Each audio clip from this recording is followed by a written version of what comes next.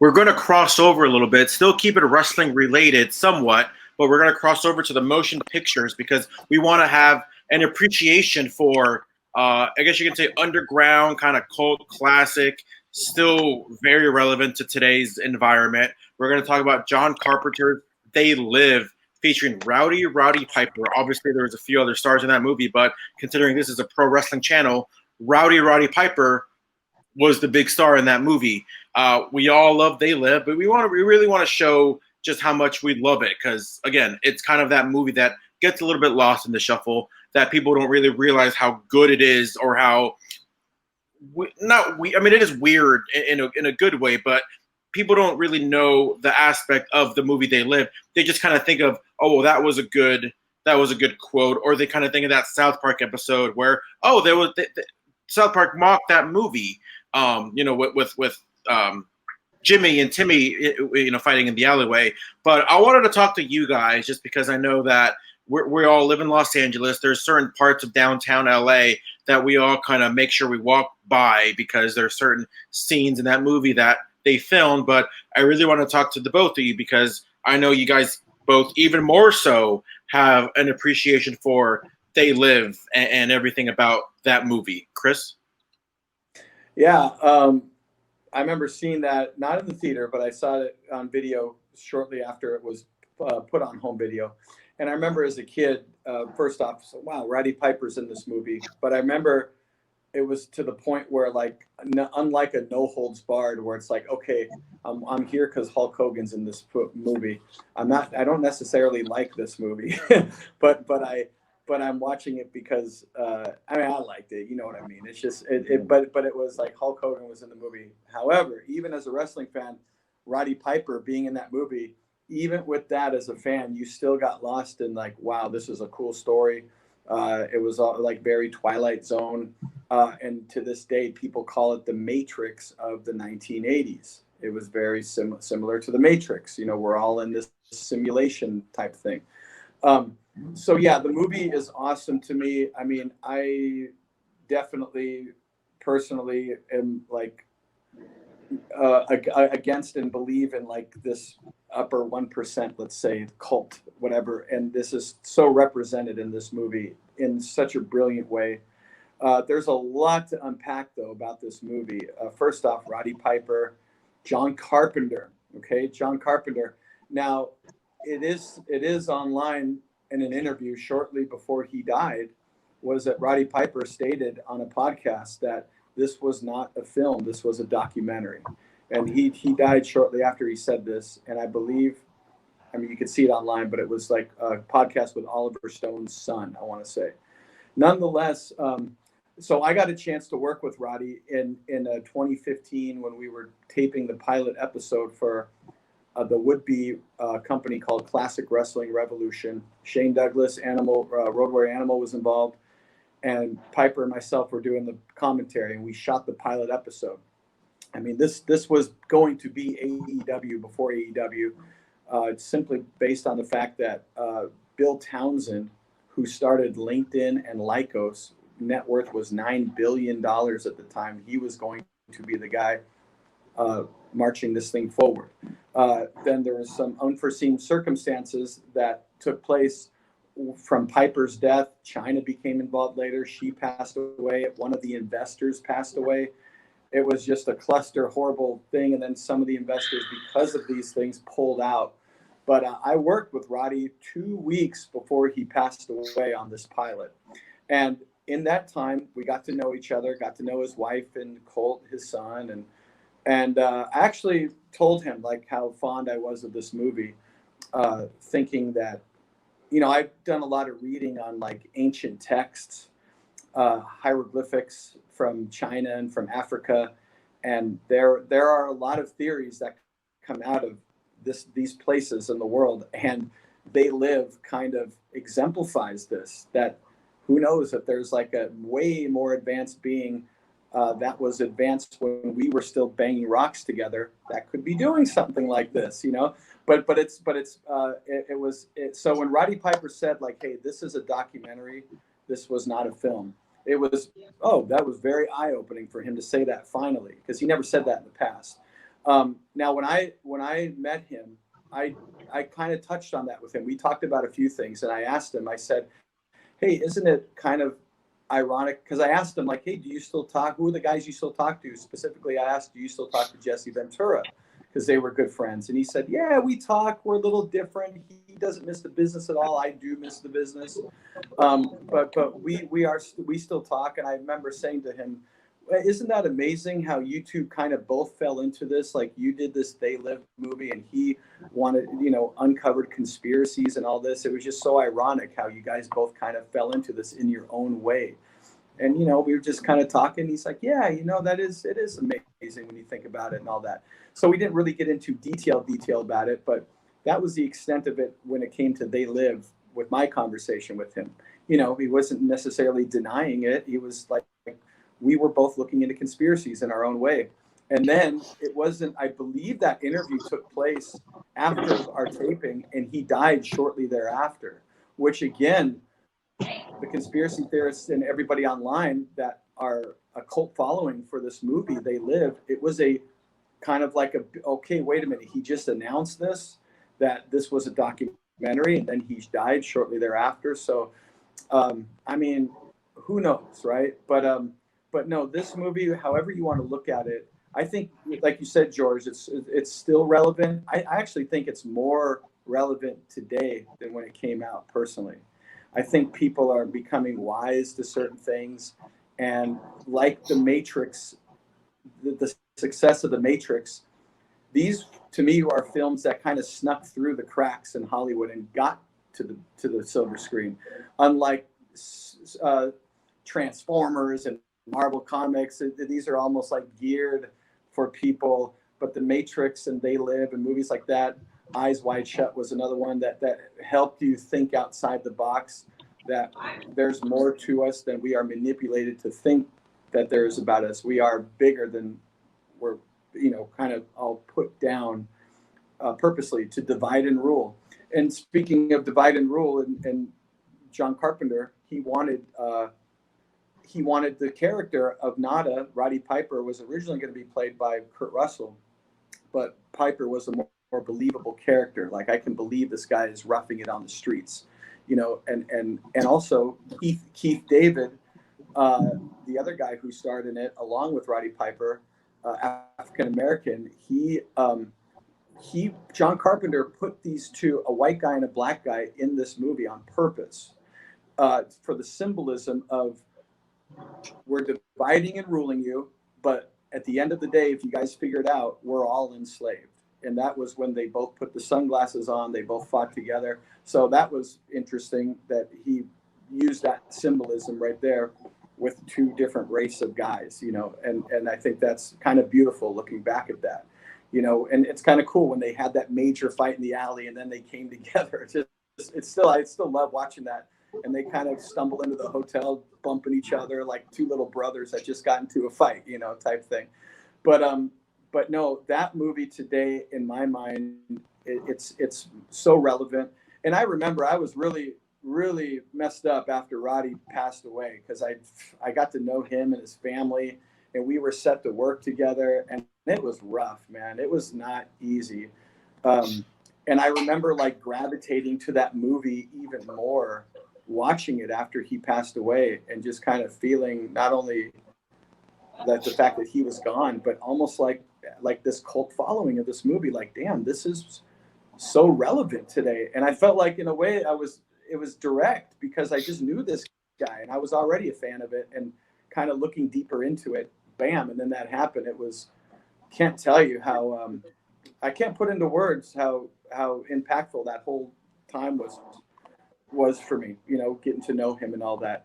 It almost like there was like a voice in me that said, hey, maybe this is all legit. Maybe this kind of stuff is going on in the world, the way the people say The Matrix is going on too. Because there's certain movies you watch and that they're entertainment. Now, this movie was put out there like a shoot 'em up sci-fi film. And again, when Roddy Piper said this was a documentary, well, if it really was a documentary, they couldn't present it like that. Like, hey, this is what's really happening. One, you'd have people that didn't believe it. And that would shun it, or people that would just be too scared to watch it. But if you dress it up like this sci-fi, campy almost movie at times, then you can get that message out there, you know. And that's what Roddy was saying when he was saying this is a documentary. Who knows what he really meant by that, right?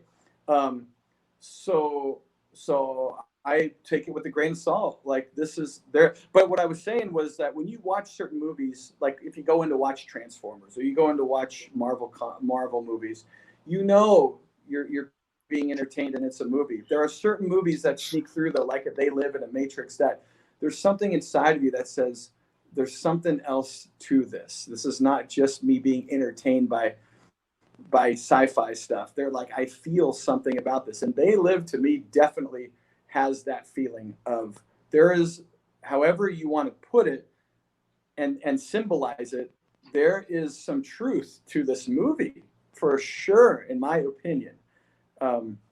So this movie does not get old. It still stands the test of time. And in a way, it's even, like I said, not only does it stand the test of time, but I think in so many ways it's even more relevant today than even when it came out.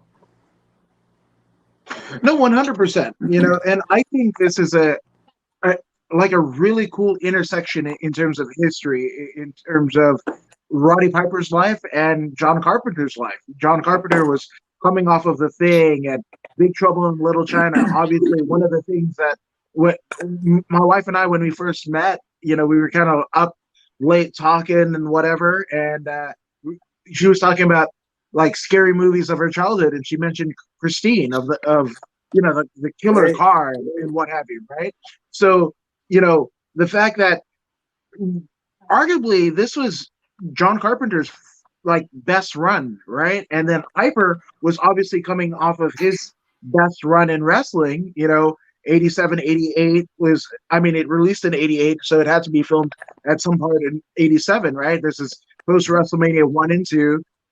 And really kind of ushering this whole kind of new wave. Obviously, you know, Jesse Ventura in Predator. You have Hogan doing his thing. The Rock, right? He's the biggest star in Hollywood, right? But you know, when you think about, you know, Hulk Hogan got fired from the WWF with Vince's father for taking Rocky 3, right? Absolutely. You know, and when you think about stuff like that, how taboo was it to not just be a wrestler? You have to be a wrestler, right? To regional and what ended up being national and international promoters, you had to be all in, right? So Roddy Piper was a renegade, and it was a nice little intersection where two renegades of film and pro wrestling kind of intersect in this kind of cataclysmic movie,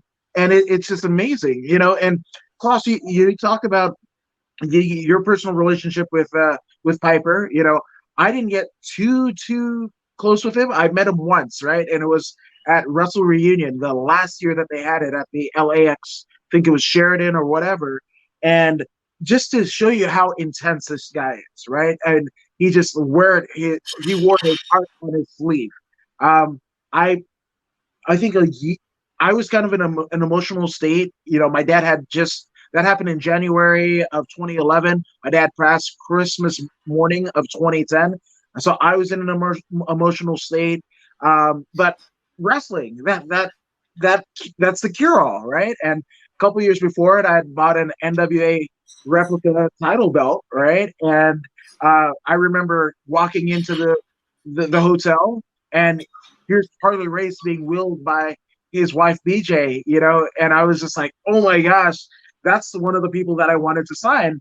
But I remember I had gotten a VIP ticket at the literally the last moment, right there, and you know, there was certain people. There was like Shane Douglas, Mean Gene Oakland on the panel or whatever. But at the very end, it was Bret Hart, Terry Funk, and Roddy Piper, right? And they were kind of closing everything down or whatever. And, you know, I was just kind of like, oh my gosh, this is Roddy Piper, Bret Hart, and Terry Funk and whatever. And then I just hold this, right, to them, just not trying to be respectful or whatever, but I just held it. And they had already cut down the lines, no more autographs, no more no more photos and whatever. And I remember Terry looking at it and he just signs it, and he gives me a hug. And I'm like, whoa. And then Piper, and I was like, hey, you had your run in Mid Atlantic or whatever. And all he does is this. And he points to his ear that he's deafened because what this title meant to him in the NWA territory, Mid Atlantic territory, meant to him is him and Greg Valentine in that chain match, right? In the Starcade, right? So, and just feeling that, and he took some time. I can't remember what he said, but he was just so genuine, right? So for this movie to happen, and for what it was, right? There, you were talking, Kris, about the, kind of the, how did this get through? Like it slipped through the cracks. I could think of another one like Josie and the Pussycats. If you watch that, right, with Rosario Dawson and Rachel Lee Cook and Tara Reid, you're like, that's not like an insider, what the hell is going on? But that's so a conspiracy movie, right? And that slipped through the cracks. So did They Live. And it's kind of immortalized because, yes, the South Park episodes, Shepard Fairey from Obey has, borrowed from They Live, the imagery so many times. Yeah, I think Shepard Fairey is like, in my opinion, a bit of a thief, because he stole that from John Carpenter. He stole that from They Live. He, to this day, in pop culture, you see it all over major cities, and Shepard Fairey gets all the credit for that. And in some ways, I think he was like a bit of a rip-off artist, and other people have said that too with other, whether he's talented or not, like to take credit for that and to not give it the homage to where it really came from, and also kind of when not only when stealing that, are you just stealing it, not giving credit for where it really came from, which was They Live, the movie, but it also, the story of what Obey means in the movie gets diminished. It gets lost in the shuffle because everyone just thinks that, oh, this is cool, Shepard Fairey. Yeah, I'm going to get a shirt that says Obey, when they know nothing about where this came from. And ironically, too, it is ironic how Shepard Fairey took it, something from a Roddy Piper movie, yet incorporated Andre the Giant's picture. I mean, it's just such a weird cataclysm how that all just came about, right? But to be fair, though, Shepard Fairey, he's never not said that They Live was an inspiration. He said, and I quote, and I'm just reading off one of his quotes, is They Live was the basis for my use of the word obey. The movie has a very strong message about the power of commercialism and the way that people are manipulated by advertising. Just to be fair, like, I don't think he's ever said, yeah, it's 100% my idea. He recognizes that he's paying tribute to They Live. Okay, but that being said, if he said that once, I mean, it was almost, in my opinion, like you can't get away with at least admitting that once. Well, yeah, but at the same time, though, you can say that, but the people that are actually, like, he's talking to, they probably don't even care. Because I could have sworn that right. Jay-Z one time said he got this from DDP, but at the same time, it doesn't matter what he says. It matters how everybody says, oh, that's a Jay-Z thing. LeBron got that from Jay-Z. Like, I mean, even if he said it one time, like, you can't really help how the fans are gonna take into that. So you have a big portion of the audience saying, oh yeah, that's Obey's own trademark, but I mean, to be fair, he did say that he got it from They Live. Okay, I'm not as big of an authority as a friend of mine who works over at KLOS. Yeah. Dave Kaplan. He's the guy. He's a sound engineer, Dave, on the Breakfast with the Beatles show every Sunday on KLOS, and he is like I can talk to him more, and he kind of has the book on how Shepard Fairey was like plagiarized a lot of stuff. So I can't. I'm just going off.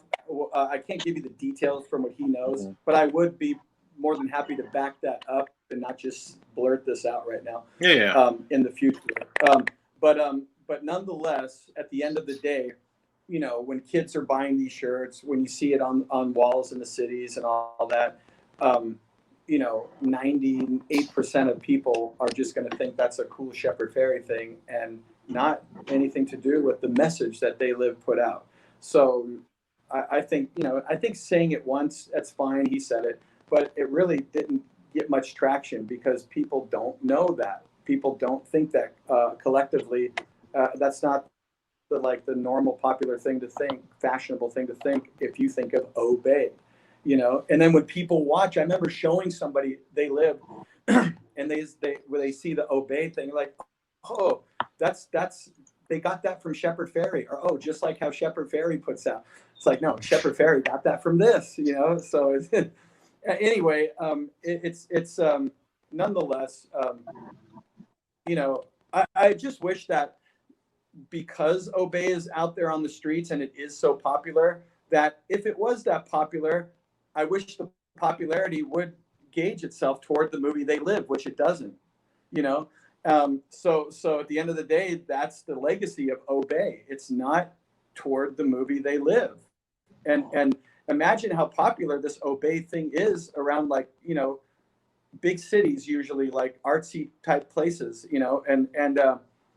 and the imagery of like the Obama, the Bush, the all the leaders or whatever, and all these images of Obey, it's straight out of the movie.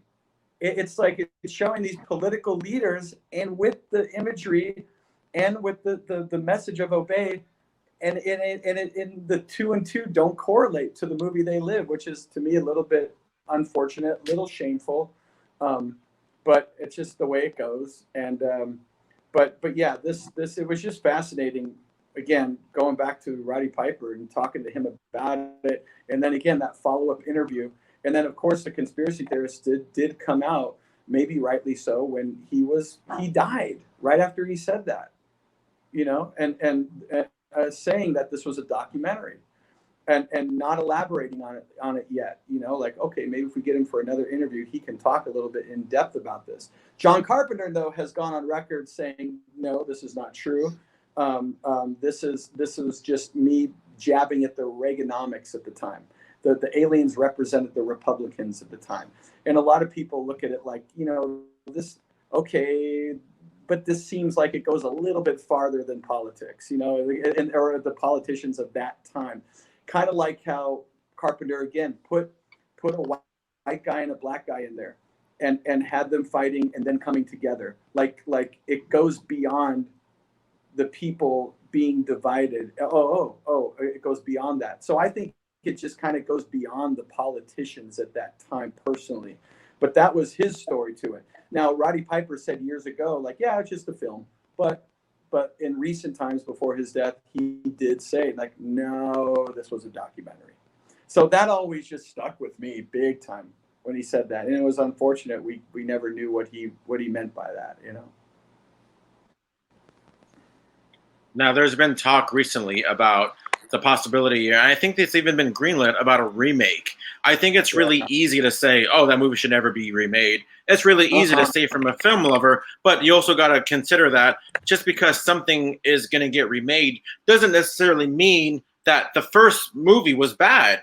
I mean, you look at a movie like Footloose, where like the first movie wasn't bad, but they need to remade it. I think wrongly remade. But I look at a movie, and I'm one of those people, maybe I'm in the minority, I think They Live should be remade, not because the original one was bad, but because I think there are so many elements from then that happened that's going on now that I think they can be relevant and they can be updated in some ways. Now, again, I need to reiterate, that doesn't mean that the original one was bad.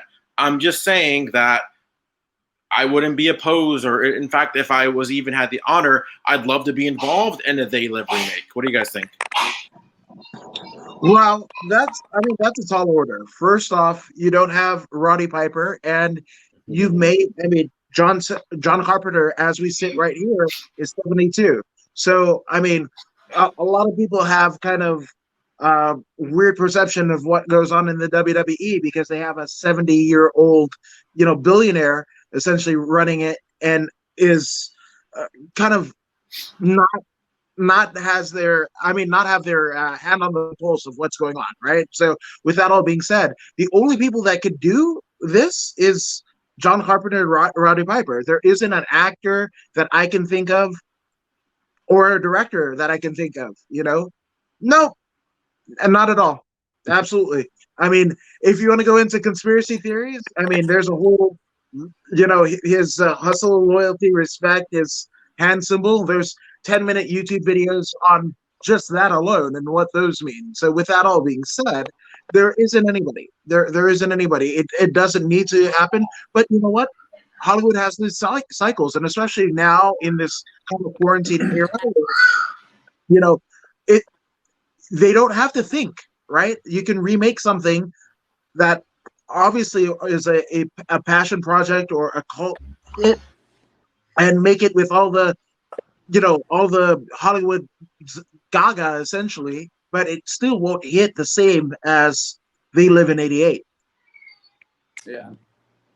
Yeah, I don't think I mean with the track record of remakes, like I do not want to see that remade. And I don't think it would come off as so outside the box now. I think if they remade something like that, it would just be too carefully done, and it wouldn't be so. It would be very corporate. And you talk about like a guy like John Cena, no way. Like you said earlier, Adam, like Piper was a maverick. He was like he was a outside the box, not like your conformist at all, right? And so he did this in wrestling and in acting. I think if you put a guy like, I'm going to do whatever Hollywood wants me to do, John Cena, no way. I can't. I wouldn't be interested in that at all. I don't care. I mean, there's nothing personal against John Cena, but it's just the fact that I don't see him like, oh, this is the guy that's going to tell it like it is. I think he's going to tell it the way Hollywood wants him to tell it how it is, So I don't feel like that would intrigue me at all. I would feel like that would be like, oh, dude, you are now watering this piece of art down. Like, I don't want to see that. And I've seen that with a lot of remakes, like most remakes, I think pretty much people all agree, like 90% of them are not as good as the original or somewhere around there. So no, I wouldn't want to see it. I mean, it would be cool if they did it the right way, using technology and really like not caring at all what the elite want to be put out. I just don't see the reality of that happening unless it's a totally independent project that can like that, like you're going to see at your local Lemley theater or something that's kind of like artsy, more realistic. And I just don't see it happening. I would love it if in a perfect world, if they could do it right, great, but I just don't think that's in the cards, Now, before we wrap up, we all live in Los Angeles. How cool was it to walk by the area where they shot the They Live fight scene? Oh yeah. I actually used to live right there on the corner of 9th and Flower in downtown LA. And we all still have a mutual friend, one of my old neighbors that lives there, one Neil Sodha of Downtown LA Walking Tours. And when I remember just watching that movie one night after living there and like, okay, wait a minute. That's the alley between 9th and 8th, just between Figueroa and Flower. And Adam, you and I were there, George, and we walked down there a few times like, yep, this is right where Piper came out of the bank after the bubblegum line and he shot all the aliens up and then the little drone, which we now see everywhere today, that little drone that was spying on him, he shot and then that cop ran up on him, but he saw through the glasses that this was really a human. So just go, get out of here. I'm not going to kill you. Just get out of here. And that alleyway. So we would walk down there and there were places up on Spring Street. Yeah. They filmed all that in City Hall, of course, so yeah, very cool going through there. And again, this was like a year out before I started working with him. Yeah, just really, really unfortunate that he died way too soon, and he was still passionate about the business. And his son Colt was going to be one of the premier stars in the would-be classic wrestling revolution CWR. So it's just sad, but like I think the legacy of this movie is just as important almost as Roddy Piper's legacy. It's important stuff because whether you believe this movie or not to be factual, it still has some underlining values that we can all learn from, whether you think it's real or not. So yeah, it's a very underrated film. It's right up there with The Matrix. Everyone knows The Matrix, but this was the original Matrix, the Matrix of the 80s.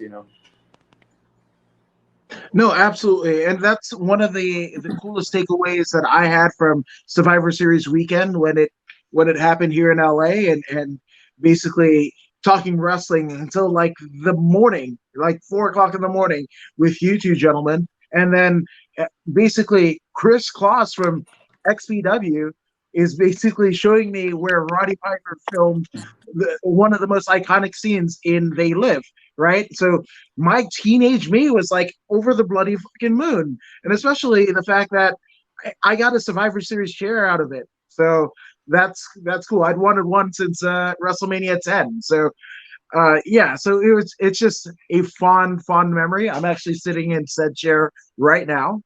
But yeah, it's just the mark of Roddy Piper, the mark of They Live, John Carpenter. I think it was immortalized. It was like, again, it's the immovable force meets the immovable object, right? That's the line that was echoed in WrestleMania, right? And that was definitely attributed to everything that was John Carpenter live. They Live, starring Roddy Piper. Totally. Yeah. Now, if you haven't seen the movie, and I'm not going to lie, I just watched the movie for the first time around 4 months ago. Loved it. Couldn't get enough of it. Yeah, unbelievable. So all those that just goes to show right there how unjustifiably under the radar this movie is. I mean, you probably saw The Matrix right when it came out or knew about it, right? And so I saw it on VHS. I remember seeing it on VHS, not in the theaters. But it wasn't until everybody told me, "Look, dude, you gotta watch it. You gotta watch it. You gotta watch it." First time I watched it, I'm like, "Oh, cool! It was visually cool." Next time I watched it, I'm like, "Oh, wow, this is spiritually cool." They Live had this kind of moment where you watched it. In watching it for the first time, especially as much older, I'm like, oh my God, what am I watching? But then like halfway through the movie, you're like, oh my God, like being in 2020, like this movie was made over 30 years ago, and it couldn't be more relevant back then than it was today. So it was just insane to me. It was very mind blowing. But if you haven't seen it, trust me, it is an experience. I wish that they would have some.